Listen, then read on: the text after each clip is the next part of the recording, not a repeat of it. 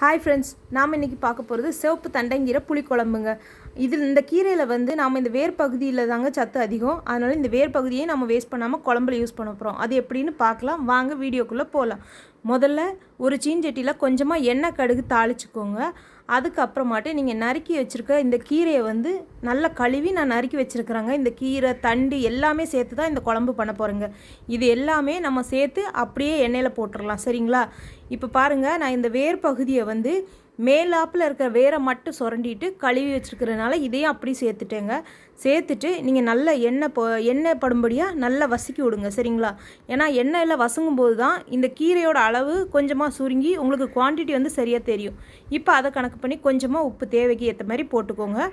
போட்டதுக்கப்புறமா இதை வந்து ரொம்ப தண்ணி விட வேண்டாம், கொஞ்சம் ஒரு அரை கப்பு அந்த மாதிரி தண்ணி விட்டுட்டு நீங்கள் வந்து அப்படியே ஒரு தட்டு போட்டு மூடி வச்சிடலாம், சரிங்களா? இது வேகட்டும். 5-10 நிமிஷத்தில் வெந்துடும். அதுக்குள்ளே நம்ம மசாலா ரெடி பண்ணலாங்க. இப்போ பார்த்தீங்கன்னா ஒரு அரை முறி தேங்காய் துருவி வச்சுருக்கிறேன். அது கூட கொஞ்சமாக மஞ்சள் பொடி, கொஞ்சமாக மிளகுவத்தல் பொடி போட்டிருக்குறேங்க, சரிங்களா? கூடவே ஒரு சின்ன துண்டு புளி சேர்த்துக்கோங்க. புளி நிறைய வேண்டாம், அதனால் நான் சின்ன துண்டு தான் சேர்த்துருக்குறேன், சரிங்களா? புளி சேர்த்துட்டு ஒரு அரை துண்டு இந்த மாதிரி வெங்காயம் சேர்த்துக்கோங்க. சேர்த்ததுக்கப்புறமா இதை நாம் அரைச்சி எடுத்துக்கலாங்க. இதில் தான் நம்ம இந்த குழம்பு ரெடி பண்ண போகிறோம். பார்த்திங்கன்னா இங்கே கீரை வெந்துருச்சுங்க. நாம் இதுக்கான மசாலாவும் அரைச்சி ரெடி பண்ணியாச்சு. இந்த கீரை வந்து வெந்ததை கன்ஃபார்ம் பண்ணதுக்கு அந்த தண்டை எடுத்து நீங்கள் லைட்டாக அமுத்தி பார்த்தாலே உங்களுக்கு தெரியும், சரிங்களா?